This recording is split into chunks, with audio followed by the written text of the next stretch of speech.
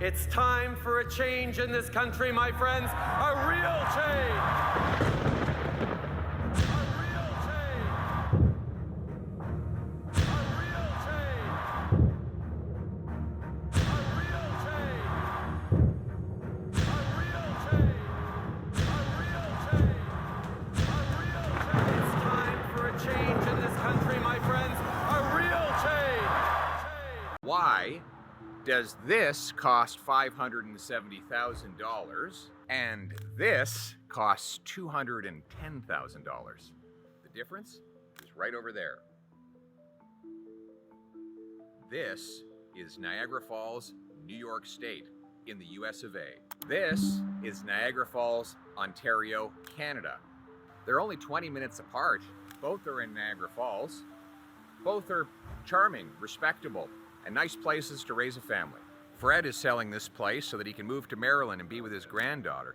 Even he was surprised to hear how expensive real estate is only 20 minutes away on the Canadian side of the border.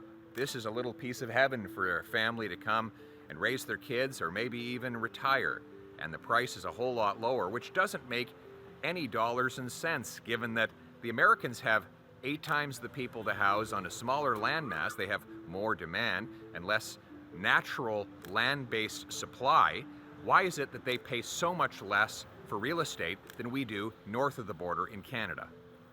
It's not a one-off case. In fact, in border communities on both sides of the Canada-US border, from one ocean to the other, we see cases where houses are about 2 to 3 times more expensive in Canada than in the US. And if you look at the averages, depending on how you measure them and when you measure them, Canada's real estate is about 45 to 75% more expensive than the US. Why? Why is Vancouver the 3rd most expensive housing market of any city in the world? Why is Toronto number 10? When you compare median income to median house price? Why are both of those cities more expensive than New York, Los Angeles, Chicago?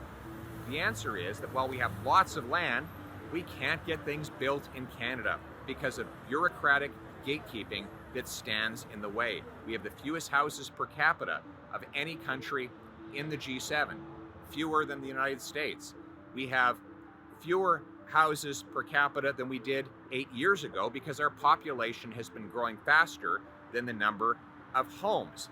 Now, this government gatekeeping that slows things down is the worst in Vancouver and Toronto. According to a C.D. Howe Institute study, the gap between the cost of building a home and the cost of buying one in Vancouver is about $1.2 million.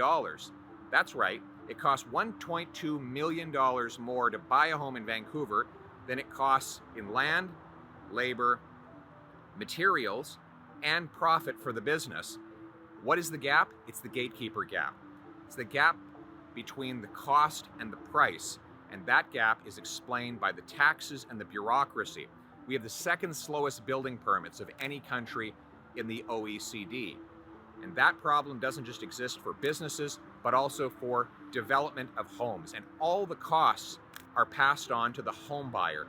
The developer doesn't pay any of it in the end.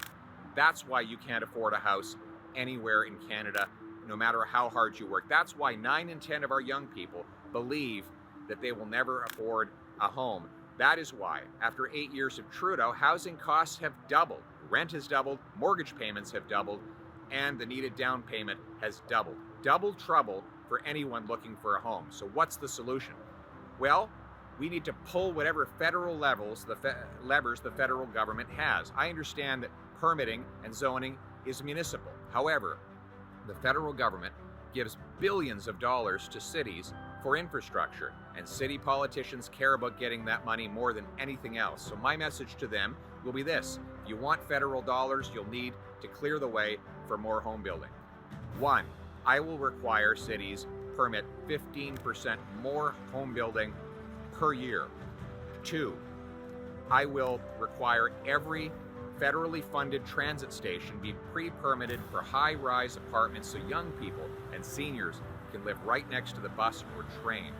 These will be requirements if the cities want federal money. And those that build more and build faster will get a building bonus. We want both carrots and sticks to get the bureaucracy out of the way. And speaking of bureaucracy, our federal buildings are largely empty.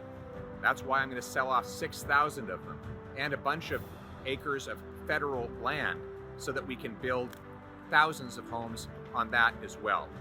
If we want affordable homes, we have to build more of them. It's simple supply and demand dynamics. What we need is a prime minister that pays for results from our municipalities, not promises. Because if you pay for promises, you get promises. If you pay for results, you get results. And results are what we are going to get for the Canadian people. You know, the good news is this. Before Trudeau, housing was affordable. And after Trudeau, it will be affordable again. We just need a prime minister who gets the gatekeepers out of the way, clears the way for construction, and builds the millions of new homes that are necessary to put roof over the heads of the hardworking people of this country. It's common sense. Now let's bring it home.